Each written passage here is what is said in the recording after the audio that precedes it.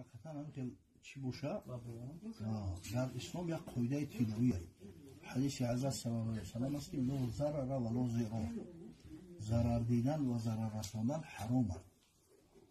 اول بار در تاریخ انسانیت همین کرانتین هم مسلمان‌ها جاری کردن. این کرانتین میگن.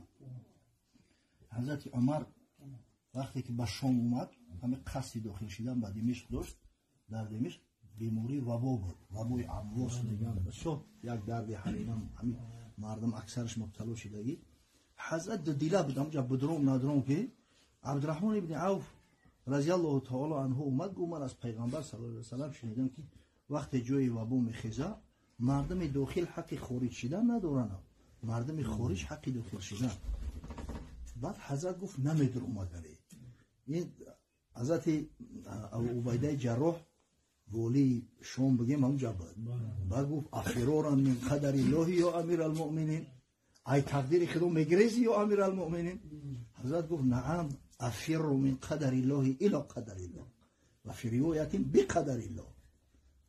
ولی گفت از تقدیر خدا به سوی تقدیر خدا میگریزی. مقصد که اگر به شرطی که اجلم رسیدگی باشه هیچ کار گوش نمیکنم، باز لغت میکنم، میدرم کسل میشم. لیکن خداوند عقلم داده است. او که با پیغمبر نصیحت کرده است که ندروی. مثال انا عمرم که هم مقدار مونده باشه به عقلی میکنم نمیدرم. مقصد که در همین بلا مبتلا نمیشم. مرتضی را گفت روز یک جهود کوز زی تعظیم، مرتضی را دید یک روز یک جهود کوزی تعظیم خدا آگاه نبود. گفت او را گفت خود را اندر افکن حین زیبام و اعتماد کن به حفظ حق تمام، تا یقین گردد مرا ایقان تو و اعتمادی خوب و با برهان تو.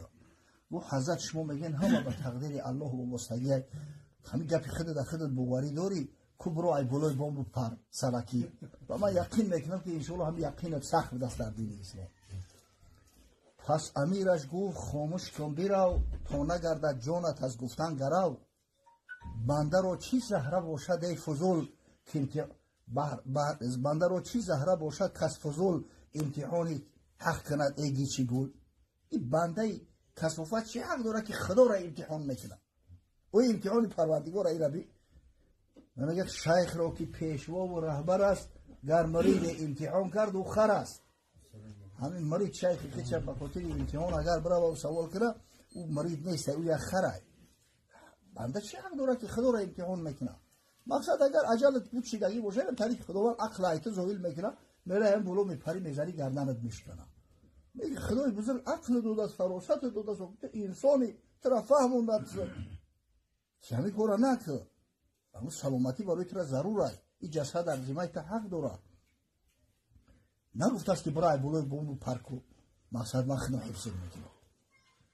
همین مسجد هم حکمش همیه. اگر واقعا همین ضرورت شود به حکم هم لا ضرر و لا ضرار واقعا امکان داره که من کنم که مردم اجتماع نکنن، جمع نشون.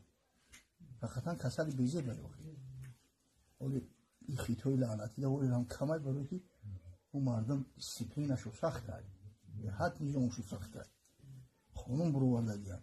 هر کسی همین کسلی داشته باشه و اشکار نکنه میپرمانش در پیش مردم. رستری. به سود سویست. هر کسی که صحت هیا او گفتن ای خونه تو نبروی کو همین خونهش ببروی پاجیز نیست کلچه نیست میتن ایرادی با وجود یامون این قبیسه شده است همه در خونه مخزدگی نمیبرویند.